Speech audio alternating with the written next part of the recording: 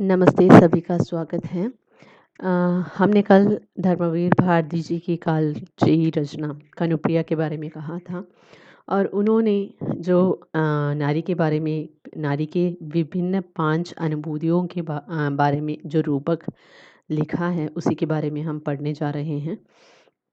तो किस तरह से उन्होंने कनुप्रिया के बारे में अपनी खंडकाव्य में प्रस्तुत किया है, उसी के बारे में हम कह रहे थे। तो आगे हमने कहा था कि प्रणय एक ऐसा ही आयाम है जिसे धर्मवीर भारती जी ने घटनाक्रम के रूप में പ്രസ്തുत किया है. ഇവിടെ രാധയുടെയും കൃഷ്ണൻ്റെയും പ്രണയത്തെക്കുറിച്ചിട്ടാണ് പറയുന്നത്. ധർമ്മവീർ ഭാരതി ജി അത് ഒരു സംഭവങ്ങളെ ഓരോ അടുക്കടുക്കായിട്ടാണ് ഇവിടെ അവതരിപ്പിക്കുന്നത്. ये घटनाक्रम भौतिक घटनाओं का ही नहीं केवल अनुभूतियों का है. അപ്പോൾ ഫിസിക്കലായിട്ടുള്ള സംഭവങ്ങളെ മാത്രമല്ല ഇതിൽ പറയുന്നത്, ഫീലിങ്സിനെയാണ്. അത് ഇങ്ങനെ അടുക്കി വെച്ചിട്ട് ഓരോന്നോരോന്നായിട്ട് ഇവിടെ അവതരിപ്പിക്കുകയാണ് ചെയ്യുന്നത്. ये खंडकाव्य मानवीय अनुभूतियों की एक ऐसी अभिव्यक्ति है जिससे माधुर्य की नैसर्गिक धारा प्रवाहित होती है. അപ്പോൾ അതിൽ നിന്നാണ് മാധുര്യത്തിൻ്റെ ആ നാച്ചുറലായിട്ടുള്ള ഒരു ധാര ഒഴുകി വരുന്നത്. അവിടെ പറഞ്ഞിട്ടാണ് നമ്മൾ നിർത്തിയത്. അവിടെയാണ് നമ്മൾ അവസാനിപ്പിച്ചത്. അപ്പോൾ മുന്നോട്ട് പോവുകയാണെന്നുണ്ടെങ്കിൽ, नारी के अनेक रूप राधा की पीड़ा. नारी का बहुत सारा रूप होता है और राधा की जो पीड़ा रही थी, राधा के बारे में तो आप सब लोग जानते हैं. राधा कौन है, कैसी थी, कृष्ण और राधा की प्यार कैसा था, सब लोग जानते हैं उनकी कथा. और राधा और कृष्ण की प्रणय गाथा शाश्वत है. അപ്പോൾ അവരുടെ പ്രണയ കഥ ശാശ്വതമാണ്. അത് युगों से हम सुनते आ रहे हैं. इसका कोई आरंभ या अंत नहीं है. कहाँ पे इसका आरंभ हुआ, कहाँ पर अंत हुआ, ये कोई नहीं जानता. ये नहीं है ऐसा कहना उचित है. इस पर असंख्य रचनाएं लिखी जा चुकी हैं और लिखी जाएंगी. राधा और कृष्ण के प्रेम के बारे में, प्रणय के बारे में तो बहुत सारी रचनाएं लिखी जा चुकी हैं और आगे भी लिखी जाएगी. ये ज़रूर ही लिखा जाएगा. उनमें कौन से अधिक अच्छी है, ये प्रश्न असंगत है. അതിൽ ഏതാണ് നല്ലതെന്നുള്ളൊരു ചോദ്യം അത് ഇവിടെ അവസരത്തിന് ഒത്തതല്ല എന്ന് തന്നെ പറയാം. കാരണം പലരും എഴുതുന്നത് പല രീതിയിലാണ്, പലർക്കും അനുയോജ്യമായിട്ടാണ് എഴുതുന്നത്, അവരവരുടെ കാഴ്ചപ്പാടിലാണ് എഴുതുന്നത്. ഒക്കെ प्रत्येक रचना अपने रचयिता की भावनाओं का दर्पण होती है. जो भी रचना लिखी जाती है, जो रचनाकार होता है, उसके फीलिंग्स के സഹാരെ वो लिखता है. उसका फीलिंग्स का वो दर्पण होता है. ആ എഴുത്തുകാരൻ്റെ ഭാവനയുടെ കണ്ണാടിയാണ് അവൻ എഴുതുന്നത്. भारती की कनुप्रिया भी अपने कवि की कोमलतम भावनाओं का एक सजीव चित्रण है. അപ്പോൾ ഭാരതിയുടെ കനുപ്രിയയും ആ കവിയുടെ കോമളമായിട്ടുള്ള ഭാവനകളെ അവതരിപ്പിച്ചിട്ടുള്ള ഒരു ചിത്രീകരണമാണ്. इसमें राधा केवल एक समूर्त नारी नहीं किंतु नारी के अनेक रूपों का एक समन्वय है. ഇതിൽ രാധ एक संपूर्ण സമൂർത്ത് നാരി ही नहीं, അതായത് ശരിക്കുമുള്ളൊരു സ്ത്രീ മാത്രമായിട്ടല്ല കാണിക്കുന്നതും, अनेक रूपों का एक समन्वय है, मिक्सअप ആണ്. इसमें राधा की भावनाओं का मार्मिक चित्रण है. राधा की जो जो फीलिंग्स होती है उसका चित्रीकरण यहाँ पर हुआ है. राधा शक्ति है पर अपनी मानवीय चेतना में अपनी सीमाओं से परिचित है.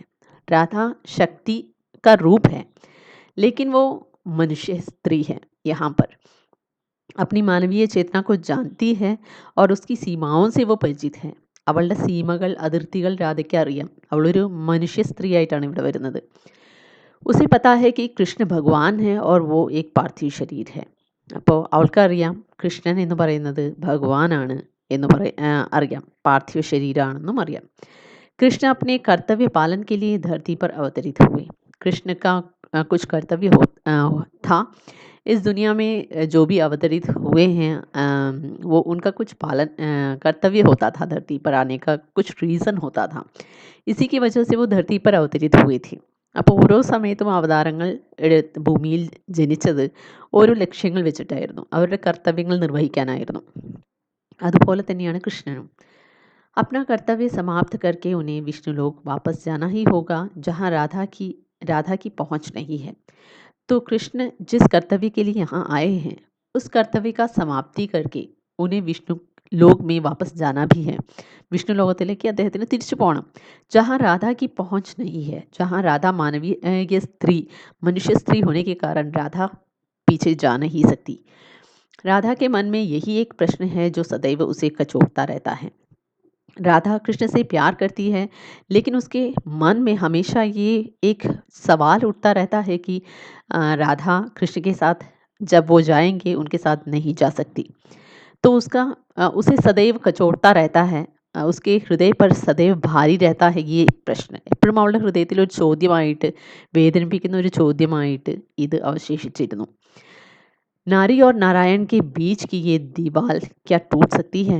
അപ്പോൾ स्त्री और नारायण यानी कि यहाँ पर कृष्ण, नारायण का अवतार कृष्ण, उसके यानी कि भगवान, नारी और भगवान के बीच की ये दीवार माने दीवार, वॉल क्या टूट सकती है? അത് ഉടഞ്ഞു പോവോ എന്നുള്ളതൊരു ചോദ്യമാണ്. और आगे राधा की चेतना कृष्ण का अधूरापन. राधा की चेतना कैसी है और कृष्ण का अधूरापन. കൃഷ്ണ അധൂറ ഹെ ऐसा कहने का मतलब ये है कि കൃഷ്ണ ഒരിക്കലും ഫുൾനെസ് ഉണ്ടാവുന്നില്ല, അദ്ദേഹം തൃപ്തനാവുന്നില്ല, പൂർണ്ണനാവുന്നില്ല. राधा की पीड़ा का एक और पहलू भी है. राधा को जो दुख है उसका एक और पहलू मीन्स ഒരു വശം കൂടിയുണ്ട്. उसका एक दूसरा साइड है सोचने के लिए. जैसे नारायण के संपर्क में आकर नारी अपने मानवीय धरातल से उठकर नारायण के स्तर पर पहुंच सकती है, वैसे ही नारायण को भी नारी के संपर्क में आकर मानवीय भावनाओं के सौंदर्य और कोमलता का वरदान मिल सकता है. यहाँ पर कवि कहते हैं कि जैसे नारायण यानी कि भगवान के संपर्क में आकर नारी अपने मानवीय धरातल से उठकर നാരി ഒരു സ്ത്രീ സ്വന്തം മനുഷ്യ നിലവാരത്തിൽ നിന്ന് ഉയർന്ന് നാരായൺ കി സ്തർ पर पहुंच सकती है. ദൈവിക നിലയിലേക്ക് ഉയരാൻ പറ്റും. ഒരു ഭഗവാനായിട്ടുള്ള സമ്പർക്കത്തിൽ ഏർപ്പെടുമ്പോൾ ഒരു സ്ത്രീക്ക്, മനുഷ്യ സ്ത്രീക്ക് മനുഷ്യത്വത്തിൽ നിന്ന്, മനുഷ്യ സ്ത്രീയിൽ നിന്ന് ഉയർന്ന് ഭഗവാന്റെ ആ ഒരു ലെവലിലേക്ക് ഉയരാൻ പറ്റും. वैसे ही नारायण को भी नारी के संपर्क में आकर मानवीय भावनाओं के सौंदर्य और कोमलता का वरदान मिल सकता है. അങ്ങനെ തന്നെ നാരായൺ को भी नारी के संपर्क में आकर ഭഗവാനും ഒരു സ്ത്രീയുടെ സമ്പർക്കത്തിൽപ്പെട്ടിട്ട് മനുഷ്യഭാവനയുടെയും സൗന്ദര്യത്തിൻ്റെയും ആ കോമളതയുടെയും വരദാനം ലഭിക്കാം വേണമെങ്കിൽ. जब भगवान स्वयं धरती पर मनुष्य बन जाते हैं तो उन्हें मनुष्य शरीर के सुख का मूल्य भी चुकाना पड़ता है. ഭഗവാൻ ഇവിടെ ചിലപ്പോഴൊക്കെ മനുഷ്യനായി തീരുന്നു ഈ ഭൂമിയിൽ. അപ്പം മനുഷ്യൻ്റെ ശരീരസുഖത്തിന് വില കൊടുക്കേണ്ടിയും വരുന്നു അദ്ദേഹത്തിന്. मूल्य भी चुकाना पड़ता है. उन्हें भी मानवीय संघर्षों की यातनाएं और विरह की पीड़ा सहन करनी पड़ती है. जो एक मानव अपने जीवन में संघर्ष करता है, यातनाएं सहता है, जिसका जो विरह की पीड़ा सहता है, वो सब उन्हें भी सहना पड़ता है. और सफलता और असफलता की लहरों में डूबना उतरना पड़ता है. മനുഷ്യരെങ്ങനെയാണോ സക്സസ് ആവുന്നതും അൺസക്സസ്ഫുൾ ആവുന്നതും, അപ്പോൾ അതിൻ്റെ വേദനകൾ, അതുപോലെ തന്നെ മനുഷ്യ സംഘർഷങ്ങൾ, ദുഃഖം, വിരഹം, ഇതെല്ലാം ഒരു മനുഷ്യൻ അനുഭവിക്കുമോ അതൊക്കെ ഈ ദൈവത്തിനും അനുഭവിക്കേണ്ടി വരുന്നു ഈ ഭൂമിയിലേക്ക് അവതരിക്കുമോ. निराशा और वेदना की घड़ियों में कनुप्रिया ही उन्हें सहारा दे सकती हैं. तो भगवान श्री कृष्ण जब भी निराश हुए, जब भी उन्हें दुख हुआ, उन घड़ियों में, उन समय में कनुप्रिया यानी कि राधा ही उन्हें सहारा दे सकती है. जहाँ नारी को नारायण की आवश्यकता है वहीं नारायण को नारी की, यानी कि वो दोनों परस्पर सहायता करते हैं, दोनों एक दूसरों को സഹായता करते हैं, സഹാര देते हैं. രണ്ടുപേരും പരസ്പരം സഹായിക്കുന്നു, അതുപോലെ തന്നെ ഒരു ആശ്വാസം നൽകുന്നു. कृष्ण कितने भी वीतराग हो, कितने भी निर्लिप्त हो, किंतु फिर भी संपूर्ण के लोभी हैं. कृष्ण कितने भी वीतराग हो, वीतराग का मतलब है बिना आसक्ति वाले, बिना आग्रह के, ഒരു ആഗ്രഹവും ഇല്ലാത്ത മനുഷ്യൻ, അതാണ് വീതരാഗ്. कितने भी निर्लिप्त हो, निर्लिप्त होना लगाव न रखने वाला, अनइंटरेस्टेड, संबंध विहीन, ऐसा होने पर भी संपूर्ण के लोभी है. സമ്പൂർണ്ണ, അതായത് പൂർണ്ണനാവാനുള്ള ഒരു ആഗ്രഹം അപ്പോഴും കൃഷ്ണനുണ്ടാവും. ऐसी संपूर्णता जो नारी के नारायण के समागम से ही उपलब्ध हो सकती है. അപ്പോൾ അങ്ങനെയുള്ളൊരു ഫുൾനെസ് എന്ന് പറയുന്നത് നാരിയുടെ നാരായണായിട്ടുള്ള ആ കൂടിച്ചേരലിലൂടെ മാത്രമാണ് ആ സമ്പൂർണ്ണത ലഭിക്കുള്ളൂ. वास्तव में राधा तो स्वयं शक्ति है, उसी की चेतना, राधा स्वयं शक्तिയാണ്, उसी की चेतना।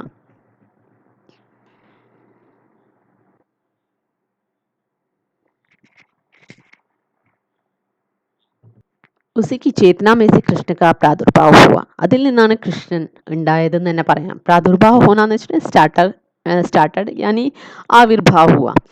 उसी की चेतना में कृष्ण की रास लीला हुई. കൃഷ്ണന്റെ രാസലീലകൾ സ്റ്റാർട്ട് ചെയ്തത് അതിൽ നിന്നാണ്. और फिर ചിർമിലൻ और ചിർവിരഹ की आध्यात्मिक गाथा बन गई कनुप्रिയ.